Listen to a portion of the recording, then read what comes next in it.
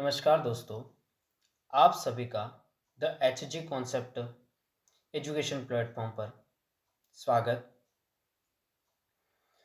जैसा कि हम सभी को विगत है कि फरवरी 2026 में जो लैब असिस्टेंट की डेट डिक्लेयर हुई थी, वो वर्तमान में उसको खिसकाकर अप्रैल या मई तक कराने का प्रावधान देखा गया है। उसी के चलते हमारे ऐप द्वारा बच्चों को एक सही और सटीक मटेरियल प्रोवाइड किया जाए, जिससे उनके एग्ज़ाम को क्लियर करने में उन्हें बहुत सुविधा हो तथा नोट्स को ऐसा प्रिपेयर किया गया है, जिससे उनको कम समय में रिवीजन हो सके और कम समय में सही और ऑथेंटिक मटेरियल अपन पढ़ सकें। इसलिए अपन बारी-बारी से सारे टॉपिक का इस चैनल के माध्यम से अपन अध्ययन करेंगे और सही और सटीक तरीके से पढ़ेंगे। उसी को लेके आज अपना पहला टॉपिक है फोटोसिंथेसिस, जिसके बारे में कुछ ज़रूरी और इम्पोर्टेंट चीज़ों के बारे में अपन अध्ययन करेंगे।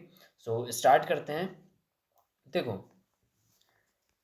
पहली चीज़ होती है कि अपन बात करें कि फोटोसिंथेसिस की प्रोसेस में कि फोटोसिंथेसिस अपन को पता है कि बायोलॉजी में 5 जगत होते हैं। पहला जगत मोनेरा, दूसरा होता है प्रोटिस्टा, तीसरा होगा फंगाई और चौथा होगा प्लांटी और होता है एनिमेलिया। देखो, मेनली इनको अपन अनेक आधार पर, जैसे कोशिका की संरचना के आधार पर यूनिसेलुलर, मल्टीसेलुलर, जैसे कोशिका भित्ति किस प्रकार की है, जैसे कवकों में काइटिन होती है, पादपों में सेल्यूलोज होती है, एनीमेलिया में अनुपस्थित होती है। उस हिसाब से अपन 5 भागों में बाँटते हैं, लेकिन इसका विस्तृत अध्ययन अपन यहाँ पर नहीं करेंगे। अपन यहाँ पर सीधा ये देखेंगे कि फोटोसिंथेसिस की प्रोसेस कौन से किंगडम में किन-किन जीवों में उपस्थित होती है, उसके बारे में अपन देखेंगे। देखो, सबसे पहले होता है कि मोनेरा। मोनेरा जगत में क्या होता है कि मोनेरा जगत में फोटोसिंथेसिस की प्रोसेस किसमें होगी? तो ये सिर्फ़ होगी सभी साइनो जीवाणु। उसके बाद होता है बीजीए, मतलब ब्लू ग्रीन एल्गी, या जिसे कहते हैं नील हरित शैवाल, और कुछ अन्य जीवाणु, जिसमें पर्पल सल्फर जीवाणु और हो गया ग्रीन सल्फर जीवाणु। इनमें क्या होगा, फोटोसिंथेसिस की प्रोसेस देखी जाएगी। उसके बाद अपन देखें तो दूसरा आता है प्रोटिस्टा जगत। प्रोटिस्टा में कहाँ पर फोटोसिंथेसिस की प्रोसेस होगी, तो होगी क्राइसोफाइट्स। कहाँ पर होगी? क्राइसोफाइट्स, डायटम्स, डाइनोफ्लेजिलेट और होगी यूग्लिना में। किस में होगी? यूग्लिनोइड्स में, और इसमें आएंगे यूग्लिना वगैरह। एक चीज़ याद रखना, यूग्लिना जो है वो पादपों और जंतुओं के बीच की क्या है? योजक कड़ी है। इसको नोट करना कि यूग्लिना जो है वो पादपों और जंतुओं के बीच की क्या योजक कड़ी है। देखो, दूसरी चीज़ अपन देखें तो तीसरा जगत आता है अपने फंगाई, या आता है कवक जगत। देखो, कवकों में मेन इंपॉर्टेंट चीज़ ये है कि कवकों में फोटोसिंथेसिस की प्रोसेस नहीं होती है। ये स्टार पॉइंट मान लो, क्योंकि ऑप्शन ऑप्शन देकर ये पूछ लेगा कि निम्न में से किसमें फोटोसिंथेसिस की प्रोसेस होती है, किसमें नहीं होती है। तो ध्यान रखना, कवकों में फोटोसिंथेसिस की प्रोसेस नहीं होती, और कवक क्या होते हैं? विषमपोषी होते हैं। ये क्वेश्चन भी सीधा बनता है कि कवकों में पोषण किस प्रकार का होता है, तो कवकों में पोषण कैसा होता है? विषमपोषी होता है। इसके बाद अपन देखें तो हो गया प्लांटिंग। देखो, प्लांटिंग में क्या होता है कि सभी में क्या होता है? फोटोसिंथेसिस देखा जाएगा। प्लांटिंग में क्या होगा? सभी में फोटोसिंथेसिस देखा जाएगा। बस ये अपवाद स्वरूप है कसकटा, और कसकटा जैसे अपन अमरबेल के नाम से भी जानते हैं, और ये एक प्रकार का क्या है? बाह्य परजीवी है। आगे चले अपन तो एनिमेलिया। एनिमेलिया, या जिसमें आते हैं जंतु जगत। देखो, जंतु जगत में भी फोटोसिंथेसिस की प्रोसेस नहीं होगी। एक चीज़ आती है कि जैसे प्लांट प्लांट की कोशिका और जंतु की कोशिका, उसमें मेजर डिफरेंस होता है, वो होता है क्लोरोप्लास्ट का। जो प्लांट सेल होता है उसमें क्लोरोप्लास्ट प्रेजेंट होता है, जबकि एनिमल सेल में क्लोरोप्लास्ट एब्सेंट होता है। मेनली फोटोसिंथेसिस की जो प्रोसेस होगी वो किस में देखी जाएगी? तो क्लोरोप्लास्ट में देखी जाएगी। अब जंतुओं की कोशिका में जब क्लोरोप्लास्ट प्रेजेंट ही नहीं है तो फोटोसिंथेसिस की प्रोसेस होगी ही नहीं। इस कारण जंतु जगत में फोटोसिंथेसिस की प्रोसेस एब्सेंट होती है। तो मेनली चीज अपन इसमें कौन कौन सी देखी, एक तो फंगस में, कवकों में बिल्कुल फोटोसिंथेसिस की प्रोसेस नहीं होगी।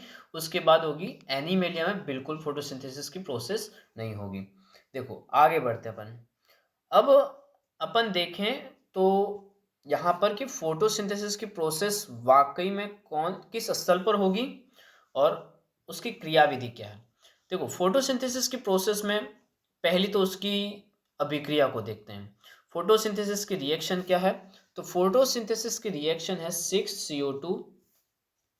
6CO2 plus 12H2। देखो अब ये CO2 क्या है, जैसे अपन को पता है कि प्लांट क्या लेते हैं, CO2 को एब्जॉर्ब करते हैं। और ये CO2 कहाँ से जाती है, तो ये वातावरण से जाती है। दूसरी चीज अपन को पता है कि पेड़ पौधों को जीने के लिए अपन पानी देते हैं। तो ये जो पानी है, यही पानी ये 12H2O के रूप में होगा।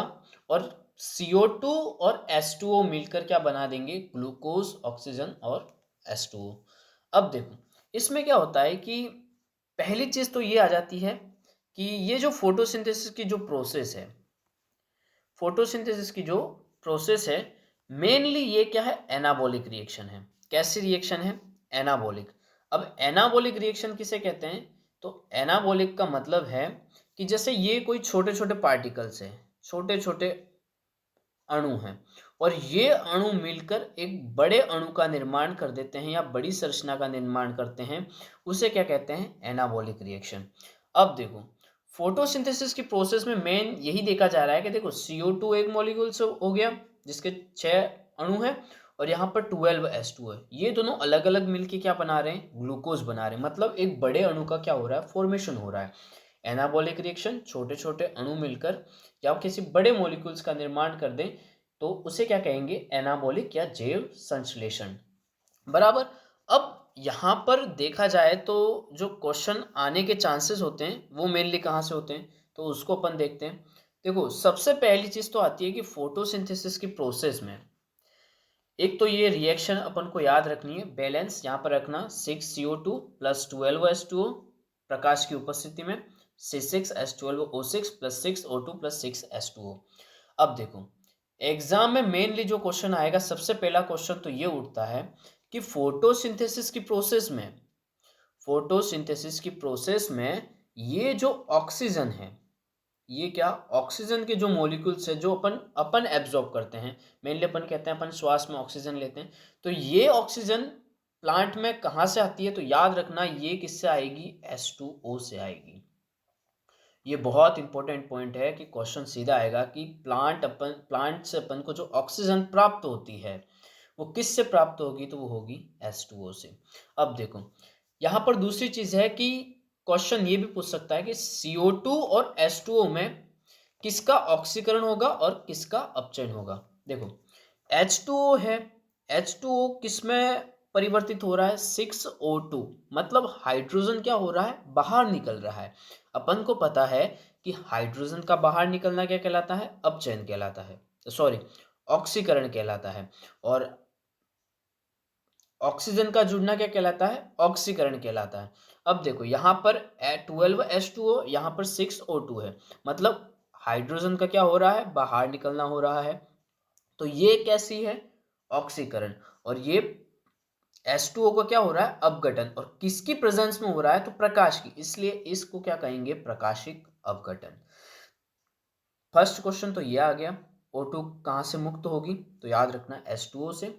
H2O का क्या होगा, सेकंड क्वेश्चन हो गया, ऑक्सीकरण होगा।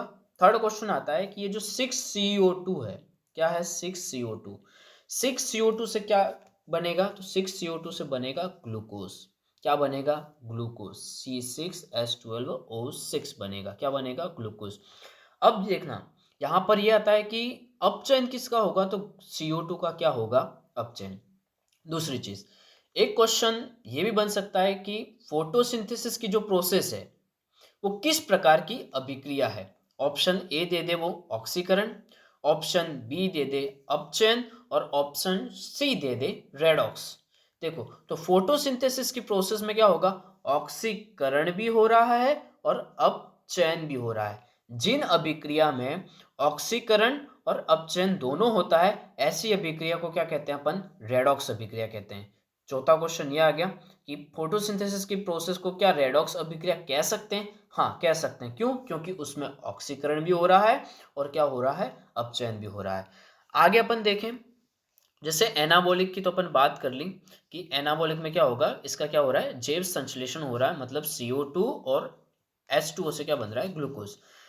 अब एक क्वेश्चन ये आता है, जैसे अपन को पता है कि किसी चीज को अपन को बनाना है, तो उसको बनाने के लिए अपन को कोई अलग से ऊर्जा लगानी पड़ेगी ना।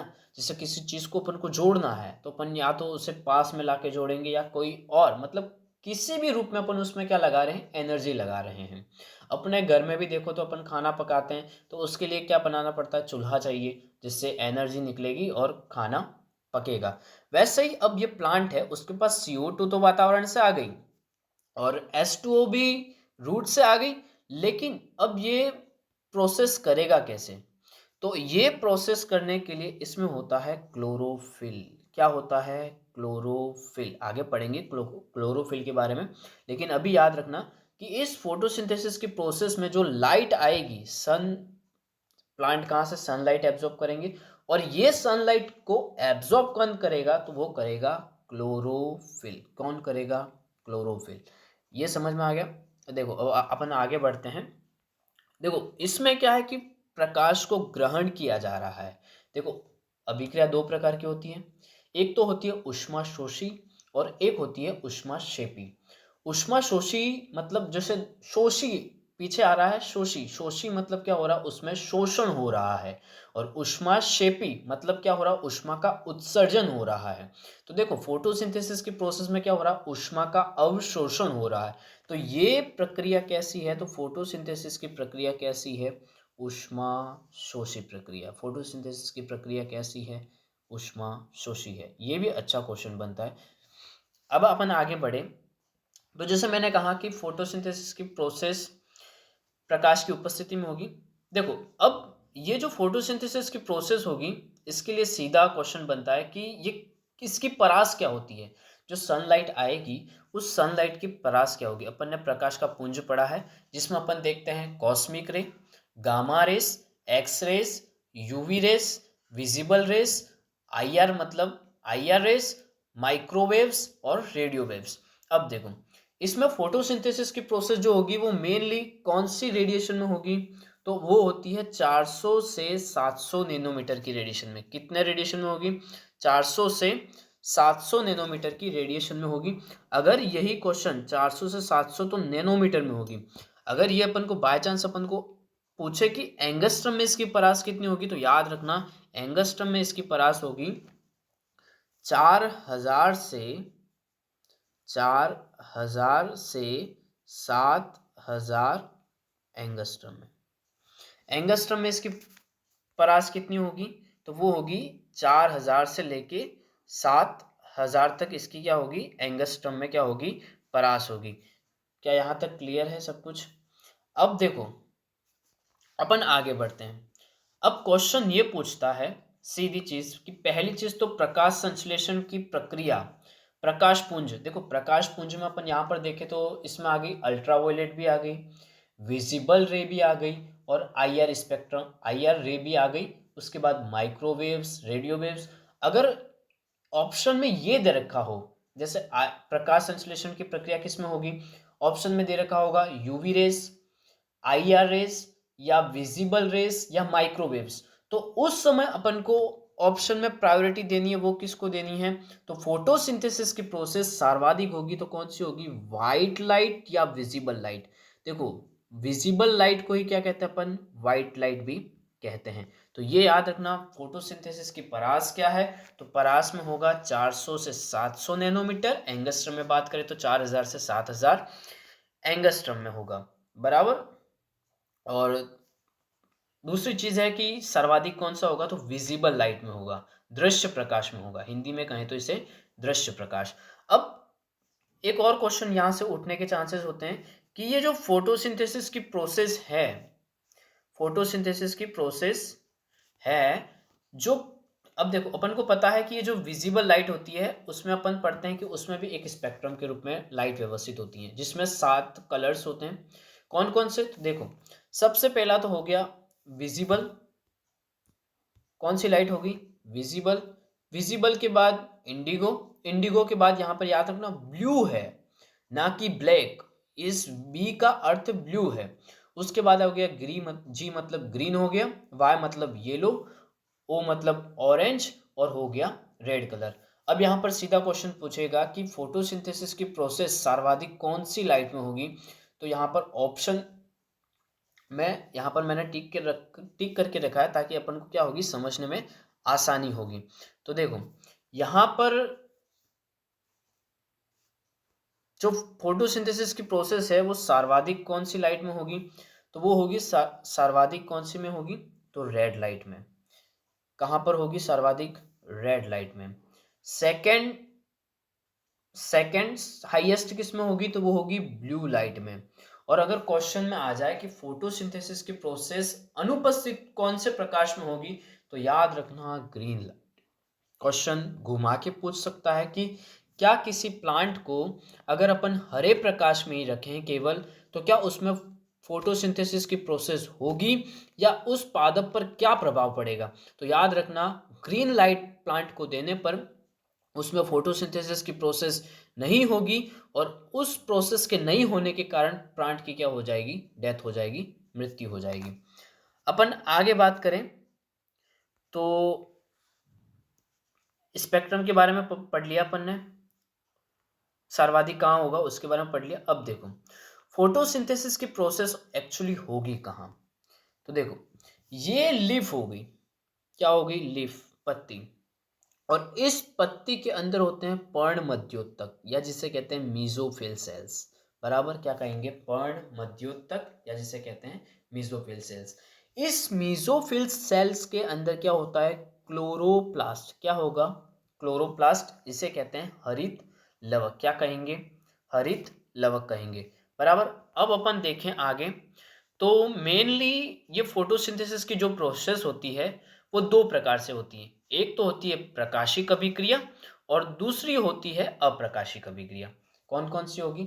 एक तो होगी प्रकाशिक अभिक्रिया और दूसरी होगी अप्रकाशिक अभिक्रिया। अब यहां से सीधा क्वेश्चन आता है कि बेसिक एक चीज याद रखना कि ये जो हो गया अपना क्लोरोप्लास्ट। क्लोरोप्लास्ट में अपन एक तो होता है ये द्विकोश डबल लेयर सेल मेम्ब्रेन। इसमें जो सेल वॉल होती है वो क्या होती है? Double membrane. मतलब अपन बात करें इसमें तो ये डबल लेयर सेल ऑर्गन है।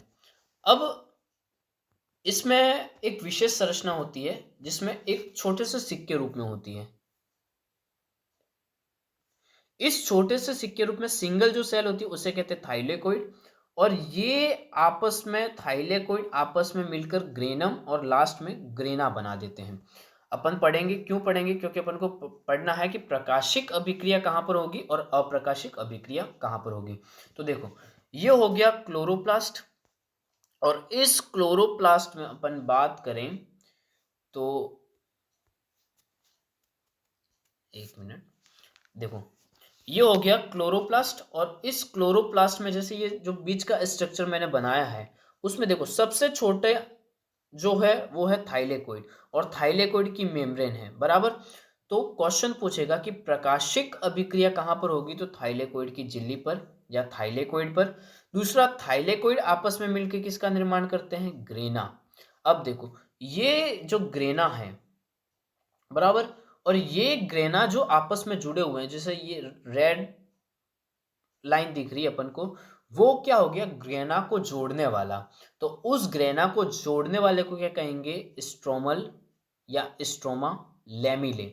और क्वेश्चन आ जाए कि प्रकाशिक अभिक्रिया किस किस में होगी, तो याद रखना थाइलेकोइड झिल्ली, ग्रेना, स्ट्रोमल लेमिले, और इनमें क्या होगी? प्रकाशिक अभिक्रिया। अब क्वेश्चन सीधा आएगा कि अप्रकाशिक अभिक्रिया किस में होती है। तो देखो अप्रकाशिक अभिक्रिया कहाँ पर होगी? तो ये जो अपना क्लोरोप्लास्ट है और उस क्लोरोप्लास्ट में बीच ये जो थाइलेकोइड झिल्ली है, ग्रेना है और स्टेमोन लेमिला के अलावा जो बचा हुआ भाग है उसे कहते हैं स्ट्रोमा या पीठिका। क्या कहेंगे उसे? स्ट्रोमा या पीठिका। और उन स्ट्रोमा या पीठिका में ही क्या होगी? अप्रकाशिक अभिक्रिया होगी। क्वेश्चन सीधा आएगा कि फोटोसिंथेसिस या प्रकाश संश्लेषण की प्रक्रिया में अप्रकाशिक अभिक्रिया कहाँ पर होगी? तो अप्रकाशिक अभिक्रिया कहाँ पर होगी? स्ट्रोमा में होगी। बराबर। अब अपन आगे बढ़े तो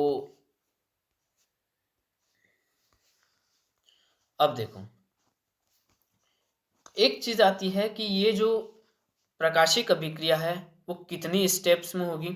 तो देखो, प्रकाशिक अभिक्रिया मेनली क्या होगी? एक तो सबसे पहले क्या करेगा, ये जो क्लोरोफिल है, ये क्लोरोफिल प्रकाश को क्या करेगा? एब्जॉर्ब करेगा और उसका क्या देखा जाएगा? उत्तेजन देखा जाएगा। बराबर। उसके बाद क्या होगा? जल का प्रकाशिक अपघटन और ऑक्सीजन क्या हो जाएगी? मुक्त। देखो इक्वेशन में देखें तो 2H2O है, बट उसका अपघटन किस में हो रहा है? O2 plus 4 electron plus 4H plus. बराबर। मतलब क्या वो निकल रहे हैं? 4 इलेक्ट्रॉन निकल रहे हैं और 4H प्लस निकल रहे हैं। अब देखो, इस प्रकाशिक अभिक्रिया के द्वारा जो अंतिम उत्पाद होगा, ये भी क्वेश्चन अच्छा बनता है कि फोटोसिंथेसिस की प्रकाशिक अभिक्रिया का अंतिम उत्पाद क्या है। याद रखना, ये बहुत ही इंपॉर्टेंट है कि फोटोसिंथेसिस की प्रकाशिक अभिक्रिया का अंतिम उत्पाद क्या है। तो एटीपी और NADPH H प्लस है। यहाँ एक चीज और भी याद रखना, यहाँ पर जो है NADPH H प्लस है, और यहाँ जैसे ऑप्शन में एक और भी दे रखा होगा कि NADPH H प्लस दे रखा होगा। याद रखना, सिर्फ अगर यहाँ अपन बात करें, क्योंकि ये पॉइंट बहुत ही इंपॉर्टेंट है, अगर अपन सिर्फ बात करें NADH प्लस, तो याद रखना ये रेस्पिरेशन से संबंधित है, ये श्वसन से संबंधित है। ऑप्शन में इसको बहुत ध्यान से देखना कि प्रकाश संश्लेषण की प्रकाशिक अभिक्रिया के तहत किस उत्पाद का निर्माण होता है। तो होता है ATP NADPH H प्लस का उत्पादन होता है। बराबर। ये किससे होगा? श्वसन में होगा। तो इसको और इन दोनों को बहुत ध्यान से याद रखना कि फोटोसिंथेसिस की प्रोसेस में क्या है, वो है NADPH H प्लस है। बराबर। दूसरी चीज आती है कि अप्रकाशिक अभिक्रिया। देखो, अप्रकाशिक अभिक्रिया का कतई मतलब ये नहीं है कि प्रकाशिक अभिक्रिया प्रकाश में होगी या अप्रकाशिक अभिक्रिया अप्रकाश में होगी। क्योंकि अपन कई बार ये सोचते हैं कि चलो प्रकाशिक अभिक्रिया है तो प्रकाश में होती है, अप्रकाशिक अभिक्रिया है तो प्रकाश के बिना होती है या प्रकाश की अनुपस्थिति में होती है। ये इसका अंतर बिल्कुल भी नहीं है। मेन चीज, प्रकाशिक अभिक्रिया जो होती है उसके जो उत्पाद हैं, प्रकाशिक अभिक्रिया के जो उत्पाद हैं, ये जो ATP है और NADP, उनका यूज करती है कौन? अप्रकाशिक अभिक्रिया। कौन यूज करेगी? तो वो करेगी अप्रकाशिक अभिक्रिया। बराबर। जैसे अपन यहां पर देखें, जो ये अप्रकाशिक अभिक्रिया है, अप्रकाशिक अभिक्रिया क्या करेगी? तो प्रकाश संश्लेषण की जो प्रकाशिक अभिक्रिया में जो उत्पाद है, उस उत्पाद का क्या करेगी? अप्रकाशिक अभिक्रिया यूज करेगी, क्या करेगी? उपयोग करेगी। और उपयोग के माध्यम से ये क्या करेगी? उपयोग करके जो प्लांट जो CO2 ले रहा है, उस CO2 को किस में कन्वर्ट करेगी? ग्लूकोज में करेगी। किस में कन्वर्ट करेगी? ग्लूकोज में। अपन ने वहां पर तो देख तो लिया कि जो CO2 है उससे अपन ग्लूकोज बना रहे हैं, तो वो कैसे बन रहा है? तो मेनली जो उसे अब ग्लूकोज में कन्वर्ट होना हो CO2 को, तो उसे क्या चाहिए? ऊर्जा चाहिए। अब देखें, जल का जो अपघटन होगा वो तो होगा प्रकाश लाइट की उपस्थिति में, लेकिन CO2 का अपन को अपचयन करना है, उससे क्या करना है? ग्लूकोज में कन्वर्ट करना है। तो उसके लिए जो एनर्जी होगी वो प्रकाशिक अभिक्रिया का जो उत्पाद है NADPH प्लस प्लस ATP, उस उत्पाद का यूज करके अप्रकाशिक अभिक्रिया में क्या बन जाएगा? CO2 से शर्करा का निर्माण हो जाएगा। क्या हो जाएगा? CO2 से शर्करा का क्या हो जाएगा? निर्माण हो जाएगा। ये चीज़ बहुत ही इंपॉर्टेंट है, दिखने में ये बहुत आसान है। और मेन चीज़ ये है कि इसको अपन ने इतना सिस्टमेटिक तरीके से जमाया है कि आपका क्वेश्चन लाइन टू लाइन इसमें मिल जाएगा और आपको फालतू की लैंग्वेज पढ़ने की ज़रूरत नहीं है, क्योंकि देखो एग्ज़ाम के टाइम पर अपन जितनी ब्रेन में विजुअल इमेज को अपन सेटअप कर सकते हैं, उतना सही और सटीक उत्तर अपन एग्ज़ाम में निर्णय ले सकते हैं। इसलिए ये नोट्स इस तरह डिज़ाइन किए हुए हैं कि इनकी इमेज आप एक बार पढ़ोगे, 2 बार पढ़ लोगे, जैसे यहाँ पे पढ़ लिया और आपने बुक्स में उतार लिया, तो मैं कह रहा हूँ गारंटी के साथ इसकी इमेज आपके ब्रेन में बन जाएगी और आपको पूरी तरह से ये एक-एक लाइन याद आएगी। अब देखो, एक लास्ट पॉइंट अपन की बात करें, तो इस फोटोसिंथेसिस की प्रोसेस में जो पिगमेंट होते हैं उनकी, उसके बाद अपन इस क्लास को एंड करेंगे। तो देखो यहाँ पर दे रखे हैं पिगमेंट्स। फोटोसिंथेसिस की प्रोसेस में मेनली पिगमेंट कौन से होते हैं, तो याद रखना, एक तो होता है क्लोरोफिल। यहाँ पर ये भी आ सकता है कि क्लोरोफिल का रंग कैसा होता है, तो वो होता है ब्राइट ब्लू ग्रीन, क्वेश्चन पूछ सकता है। और याद रखना, प्रकाश संश्लेषण में सार्वत्रिक मतलब सब में पाया जाने वाला जो पिगमेंट है वो कौन सा है, तो ये याद रखना, क्लोरोफिल ए। क्लोरोफिल ए क्या है, सार्वत्रिक प्रकाश संश्लेषण का वर्णक है क्लोरोफिल ए, जिसका रंग कैसा होता है, तो ब्राइट और ब्लू ग्रीन। दूसरा होता है क्लोरोफिल बी।